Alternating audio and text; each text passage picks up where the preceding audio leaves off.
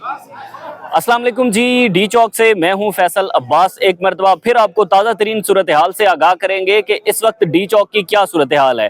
उसी के साथ ही आपको बताएंगे कि किस तरह से यहां पर आने वाली खवातीन को गिरफ्तार किया गया और जो मर्द हजरात हैं उनको किस तरह से गिरफ्तार किया गया, क्या क्या टूल्स जो है वो इस्तेमाल किए गए। वजीर दाखिला मोहसिन नकवी ने थोड़ी देर पहले डी चौक पर पहुंचे हैं। हंगामी तौर पर उन्होंने एक प्रेस कॉन्फ्रेंस की है, उसका अहवाल भी आपको बताएंगे और उसके साथ आपको ये भी बताएंगे कि किस तरह से जो अली अमीन गंडापुर एक बड़ा काफिला लेकर आ रहे हैं वो कहां तक पहुंचा है और उससे पहले इस्लामाबाद पुलिस ने क्या क्या इंतजामात किए हैं वो भी इस वीडियो के अंदर मैं आपको बताऊंगा। लेकिन उससे पहले आपसे गुजारिश है कि अपना फीडबैक जरूर दीजिएगा कमेंट के अंदर। सबसे पहले आपको बताते हैं कि यहाँ पर तकरीबन 4 इससे पहले वीडियो जो हमने की थी उसमें मैंने आपको बताया था कि तकरीबन 5 जो कारकुनान थे उनको गिरफ्तार किया गया था। गिरफ्तार कुछ इस सिलसिले में किया गया था कि सुबह तकरीबन 9 बजे का वक्त था और उस 9 बजे के वक्त के अंदर जो शहरी दफातर में जा रहे थे उनसे भी उनके जो है वो कार्ड चेक किए गए, उनको बार बार बुलाया गया, उनको शहरियों को जो है वो धमकाया गया। 2 लोग ऐसे थे जिनके मोबाइल फ़ोन चेक किए गया और उस मोबाइल फ़ोन के अंदर जो है वो तहरीक इंसाफ की और इमरान खान की कुछ वीडियोस मौजूद थी। अब उस वीडियोस जब मौजूद थी तो पुलिस ने कहा कि इनको तो लाजमी पकड़ना है। फिर उनको पकड़कर उन्होंने एक पुलिस वैन के अंदर बिठा दिया। मैं उनके पास पहुंचा, मैंने कहा भाईजान क्या हुआ है आपको? तो फिर उन्होंने मुझे बताया कि यार हमारा जो मोबाइल फ़ोन है उस मोबाइल फ़ोन के अंदर जो है वो कुछ वीडियोस एक दो वीडियो मौजूद थी इमरान खान की और पीटीआई की। तो मैंने कहा कि आप तहरीक इंसाफ से? उन्होंने कहा हम तहरीक इंसाफ से नहीं हैं, हम तो अपने दफातर को जा रहे थे।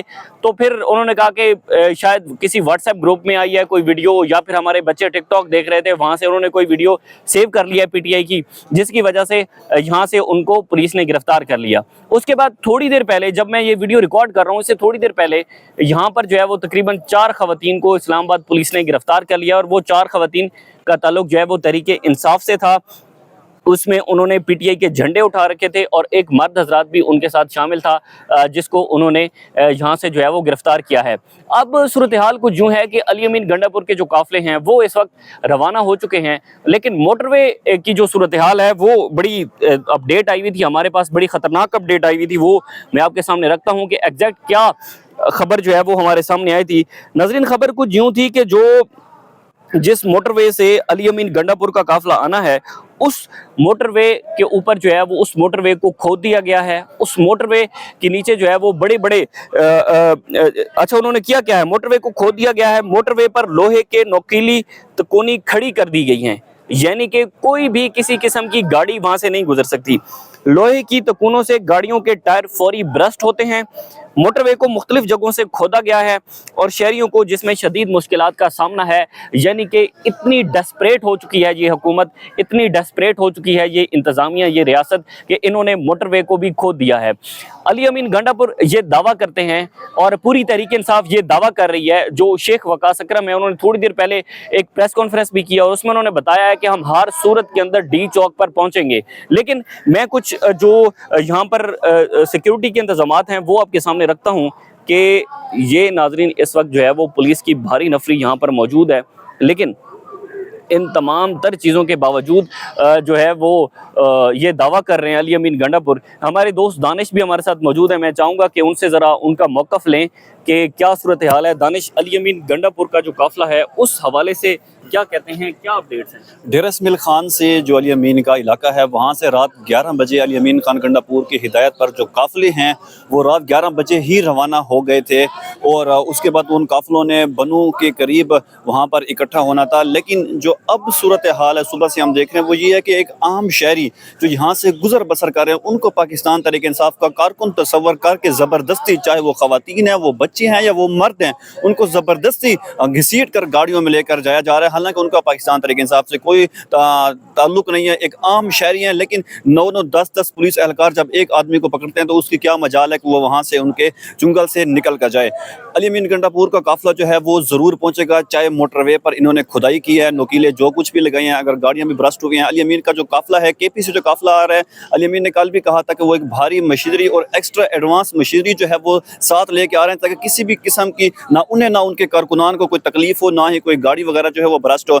आज जो लग रहा है आज शाम तक तो पीटीआई का जो केपी का जो काफिला है वो मुश्किल है कि वो यहाँ इस्लामाबाद तक डी चौक तक पहुंच जाए, लेकिन ये है कि 26 नंबर इसके करीब करीब तक जो है वो पीटीआई का काफिला जो है वो पहुंचेगा। और जो इमरान खान की जो हिदायत हैं वज़ीर आला केपी के को, उस पर वज़ीर आला जो है वो भरपूर अमल दरामद करेंगे। कल भी जो मौजूदा हुकूमत के कुछ लोग थी, अली अमीन वज़ीर आला केपी के से मुलाकात हुई थी और उन्होंने उससे रिक्वेस्ट की थी कि आप इस एहतजाज की कॉल को आप जाएँ, सुबह सवेरे खान से मुलाकात करें और इस एहतजाज की कॉल को लेट करें। लेकिन अली अमीन ने वाज़ेह और उनको जवाब दिया कि जो खान साहब हैं वो इस वक्त बिल्कुल भी बात करने के मूड में नहीं है, वो बहुत गुस्से में हैं और अगर एहतजाज की कॉल की बात अगर मैंने उनसे की तो मेरी क्लास वो पहले लेते ही रहते हैं, लेकिन वो एहतजाज की कॉल को वापस मानने के लिए बिल्कुल भी राज़ी नहीं है। इस वजह से आप यहाँ देख सकते हैं पुलिस की जो भारी नफरी है वो यहाँ पर तैनात है। लेकिन अब सवाल ये है कि केपीके का वज़ीर आला आ रहा है तो उसके साथ तो अपनी सिक्योरिटी भी होगी और यहाँ पंजाब पुलिस भी है, इस्लामाबाद पुलिस भी है।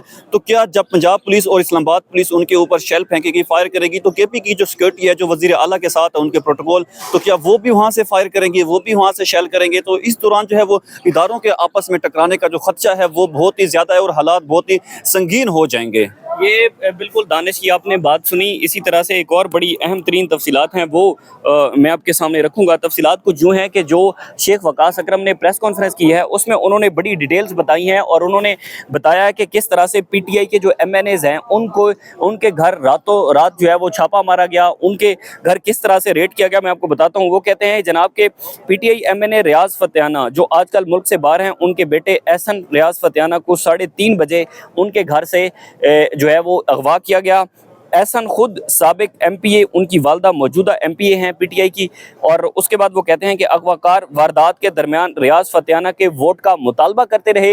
ये जो चीफ जस्टिस काजी फायज ईसा ने नाजरीन 63A का फैसला देते हुए ये जो वारदात डाली है उसमें वो कहते हैं, उसके बाद वो कहते हैं कि मेरी उनकी बेगम एमपीए अशफर रियाज साहिबा से बात हुई है, हमारी सारी पार्टी उसकी पुरजोर मजम्मत करती है। इस मुल्क को इन जैसे बेशर्मों से जो अपने बच्चों को भी माफ़ नहीं करते पाक करना होगा। यानी कि 63A का फैसला आने के बाद जो एक फ्लोर क्रॉसिंग का रास्ता खुला है, उस तनाजुर के अंदर अब जो तहरीक इंसाफ के एमएनएज़ हैं, एमपीएज़ हैं, उनके घरों के ऊपर छापे मारे जा रहे हैं और उन्हें कहा जा रहा है कि जनाब वोट हमें दें। इसमें यकीनन चीफ जस्टिस काजी फायज ईसा समेत वो 5 जजेस इसके अंदर अगर कोई अपने जो उनके लोग हैं, कारकुनान हैं, जिन्होंने उनको मुंतखब करके इस पार्लिमान के अंदर पहुंचाया है, अगर कोई अपने हल्फ की खिलाफ वर्जी करता है तो इसके अंदर वो 5 जजेस भी शामिल होंगे और उन 5 जजेस ही उतना ही उनका अहम किरदार होगा जितना जो है वो इस वक्त जबर, तशद्दुद और जुल्म के ज़रिए उनके वोट जो है वो लिए जा रहे हैं और उनको कहा जा रहा है कि आप अपना माइंड बदलें, आप हमें वोट दें।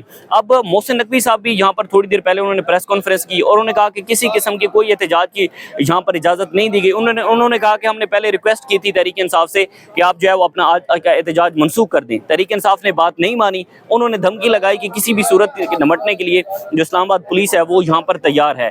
मोहसिन नकवी साहब धमकियाँ ही लगा सकते हैं। उनके पास, मोहसिन नकवी साहब के पास, फैसल वावड़ा के पास किसी किस्म का कोई मैंडेट नहीं है, बात करने का भी उनके पास मैंडेट नहीं है। सिर्फ और सिर्फ धमकी का मैंडेट ज़रूर है, लेकिन असल मैंडेट वही होता है जिनको अवामी नुमाइंदे जो है वो मुंतखब करते हैं। और ये कुछ चंद जो है वो डी चौक से ताज़ा तरीन तफसीलात थी। अब जब पहले हमने वीडियो रिकॉर्ड की थी तो मैंने आपको बताया था कि डी चौक में थोड़ी बहुत जो मामूलात ज़िंदगी थी, ट्रैफिक खुल रही थी, लेकिन ये इस वक्त जो है वो ये सामने वाला रास्ता है जिसको जो है वो बंद कर दिया गया है।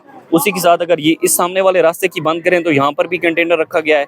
यानी कि डी चौक के मकाम के ऊपर कोई ऐसी जगह छोड़ी नहीं गई जिस जगह पर तहरीक इंसाफ को कोई थोड़ा सा भी लूप होल्स दिया जाए कि वो यहाँ पर अपने कारकुनान पहुँचा सकें। लेकिन इसमें वेरी इंटरेस्टिंग चीज़ ये होगी कि जब कारकुनान यहाँ पर पहुँचेंगे, क्योंकि जो पीटीआई है वो इस बात का इंदिया दे चुकी है कि वो हर हाल में अपने कारकुनान को यहाँ पर पहुँचाएगी। मीडिया यहाँ पर फिल वक्त तो लगा हुआ है, अभी इसका कुछ नहीं कह सकते कि जब ये सूरत हाल गंभीर होगी तो फिर इनके लिए क्या इंस्ट्रक्शंस आती हैं। ये डी चौक की नाजरीन कुछ ताज़ा तरीन तफसीलात हैं। हेलो हाँ